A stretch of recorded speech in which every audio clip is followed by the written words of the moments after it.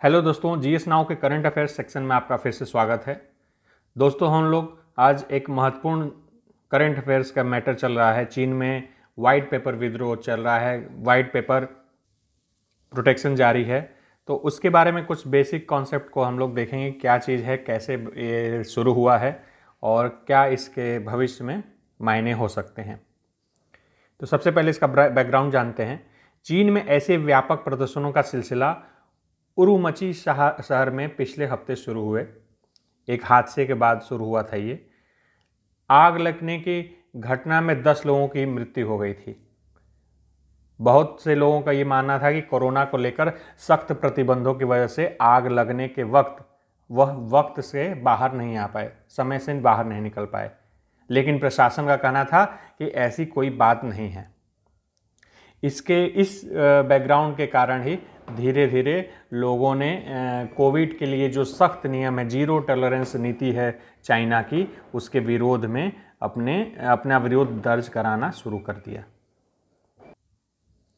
और विरोध में वो क्या करते, वो धीरे धीरे पहले विरोध करना शुरू किया, उसके बाद एक मोमेंटम शुरू हो गया जिसमें लोगों ने कोरे कागज़ को, कोने पन्ने को, A4 शीट को शो करना शुरू कर दिया विरोध के तौर पे। एक नया नायाब तरीका खोजा। आखिर वाइट पेपर या A4 शीट ही क्यों? ऐसा क्या चीज़ हुआ, ऐसे क्या बैकग्राउंड के कारण रहे जो वाइट पेपर को लेके ये चीज़ें शुरू हुई? इसके लिए हम लोग देखेंगे। जैसा कि चीन में हमेशा से देखा जाता है, छोटे बड़े किसी भी मुद्दे पर लोगों के प्रदर्शन को चीनी मीडिया जगह नहीं देती है। पिछले कुछ दिनों में कोरोना के मामले तेजी से बढ़े, इस खबर को भी मीडिया ने दबाया और इन बातों की जगह अंतरिक्ष में चीन की नई उपलब्धियों को खूब बढ़ा चढ़ा। जानते हैं वहाँ पे मीडिया सेंसरशिप है, मीडिया पर पूरा गवर्नमेंट का कंट्रोल है। तो मीडिया ने क्या किया, ये कोरोना के तेज़ी से बढ़ते हुए मामले, इन चीज़ों को दबा के अपनी ही उपलब्धियों को मतलब डाइवर्ट करने के लिए अंतरिक्ष प्रोग्राम को खूब दिखाना शुरू कर दिया मीडिया ने। ट्विटर जैसे सोशल मीडिया प्लेटफॉर्म पर प्रोटेस्ट की तस्वीरें और वीडियो ट्रेंड करते रहे, लेकिन चीनी मीडिया ने इसकी भी अनदेखी की। चीन की सेंसर लिस्ट में संघाई और उरुमुची जैसे नए शब्द हैं जो हाल में डाले गए हैं। यानी कि चीन की जो सेंसरशिप है उसमें कुछ वर्ड होते हैं जो सोशल मीडिया पर ट्रेंड करते हैं, उन सबको ब्लॉक करने, सेंसर करने के लिए नए नए शब्दों को ऐड किया जाता है। जिसमें से उरुमुची जहाँ पे घटना हुई थी, संघाई में जहाँ विरोध, इन सारे शब्दों को भी वहाँ पे उस सेंसर वाले लिस्ट में डाल दिया गया है। ऐसा इसलिए कि लोग कोविड नीतियों के खिलाफ चल रहे प्रदर्शनों के बारे में बात न कर सकें। ऐसे सेंसरशिप से बचने के लिए प्रदर्शनकारियों ने भी नई तरकीब निकाली थी। विरोध जताने के लिए लोगों ने व्हाइट पेपर या A4 शीट जैसे टर्म्स का प्रयोग करना शुरू कर दिया, जो चीन में प्रदर्शन का प्रतीक बन चुका है। लेकिन अब ये टर्म्स भी वीबो सर्च में सेंसर सर्च की लिस्ट में दिखाए जाने लगे हैं। यानी अब इन शब्दों को भी जो सेंसर के लिस्ट में डाल दिया गया है। तब विरोधियों ने एक नया कदम उठाया है, अब A4 की जगह A3 शब्द का यूज करना शुरू किया है। इन विरोधों से लोगों का ध्यान हटाने के लिए, इन विरोधों को रोकने के लिए ट्विटर जैसे प्लेटफॉर्म हैं जिस पर संघाई और उरुमुची के हैशटैग के साथ बड़े पैमाने पर पॉर्न और गैम्बलिंग से जुड़े हुए कंटेंट को डाला जाए। यानी हैशटैग संघाई और हैशटैग उमुरुचि अगर आप सर्च करते हैं ट्विटर पे, तो उसमें पॉर्न से रिलेटेड या गैम्बलिंग से रिलेटेड आपको कंटेंट देखने को मिलते हैं, प्रदर्शन जुड़े चीज़ें नहीं मिलती हैं। लोग प्रदर्शन से जुड़ी तस्वीरों मीडिया न देख पाएं। चीन का यह हथकंडा कोई नया नहीं है, चीन पहले भी इस तरह के चीज़ों को कर चुका है। अब जानते हैं कि क्या है वर्तमान में स्थिति। चीन में कोविड प्रतिबंधों को लेकर सरकार विरोधी प्रदर्शन का सिलसिला तेज हो गया है। प्रदर्शनकारी चीन के राष्ट्रपति शी जिनपिंग से पद छोड़ने की अब मांग कर रहे हैं।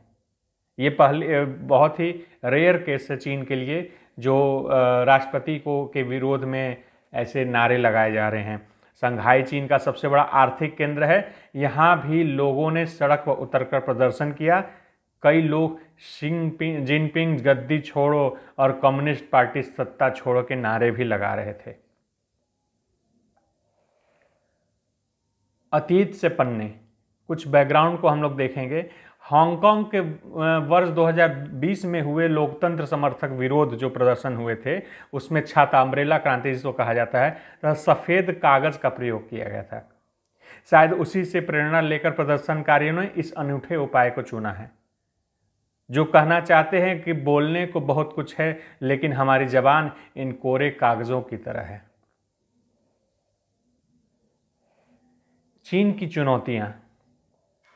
चीन दुनिया की सबसे बड़ी अर्थव्यवस्थाओं में शामिल है। दूसरे किसी भी बड़े देश के मुकाबले कोविड को लेकर यहाँ ज़्यादा सख्त पाबंदियां लागू हुई थी। चीन की जीरो कोविड नीति जैसी पॉलिसी किसी और देश में लागू नहीं है। दरअसल चीन में टीकाकरण की दर अपेक्षाकृत कम है और चीन बार बार लगाए जाने वाले और चीन कि ये नीति बुजुर्ग लोगों के सुरक्षित रखने के इरादे से लागू की गई है। मतलब कि जीरो टॉलरेंस से बुजुर्ग लोग को ज़्यादा सुरक्षा मिल सके, इसके लिए किया गया है। इसलिए जीरो टॉलरेंस है इस कोविड के लिए, ये फैलाव कम हो। बार बार लगाए जाने वाले लॉकडाउन लोगों की नाराज़गी की वजह है। कड़ी पाबंदियां हैं। कोविड पाबंदियों के खिलाफ जेंगझाओ और ग्वांगझाओ में हिंसक विरोध प्रदर्शन देखने को मिले थे।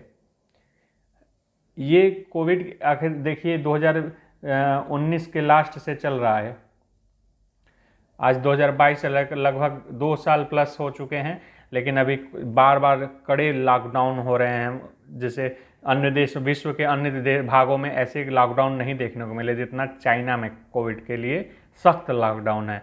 तो ऐसे में क्या हो रहा है कि लोगों का सब्र का बांध धीरे धीरे टूट रहा है। आखिर एक ही चीज़ को कितने दिनों तक वो टॉलरेट कर पाएंगे, इतने सख्त नियम को कैसे झेल पाएंगे।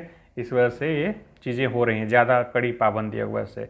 और इन तमाम पाबंदियों के बाद भी हम देखेंगे चीन में इस हफ्ते रिकॉर्ड संख्या में कोविड मामले सामने आए थे। जहाँ तक मुझे याद है 40,000 के आसपास प्लस में मामले सामने आए थे। अब ऐसी स्थिति में ये भी देखना होगा चीन को कि क्या उसकी जीरो टॉलरेंस नीति सही है, उस पर भी विचार करना पड़ेगा। इतना सख्त नियम बनाने के बावजूद अगर संख्या लगातार बढ़ती जा रही है, बढ़ रही है, तो ये नियम कहाँ तक सफल हैं, किस तरह इनको हम लोग वो कर सकते हैं, वहाँ के लोग कैसे इसको टॉलरेट कर पाएंगे या फिर उसको सहन कर पाएंगे कि इतने सख्ती, इतने बंधनों के में रहने के बावजूद अगर कोविड बढ़ता ही जा रहा है तो इसका क्या फ़ायदा होने वाला है। यहाँ ये भी देखना होगा कि विश्व की अन्य जो बड़ी अर्थव्यवस्थाएं हैं, जो अन्य बड़े देश हैं या फिर भारत है, इसने इतने कोविड के लिए सख्ती के पालन नहीं किया। कुछ अन्य तरीक़ों से इसको कंट्रोल करने का कोशिश किया है और काफ़ी हद तक सफल रहे हैं। तो क्या इसके मायने भविष्य के घर में छुपे हुए हैं, ज़रूर हम लोग देखेंगे। Thank you for watching GS Now। आगे ऐसे ही वीडियो आते रहेंगे। आप लोग सब्सक्राइब करें, कमेंट करें, कुछ समस्याएं हो तो ज़रूर बताएं, कुछ सुझाव हो तो ज़रूर कमेंट करके बताएं। Thank you for watching. Bye bye.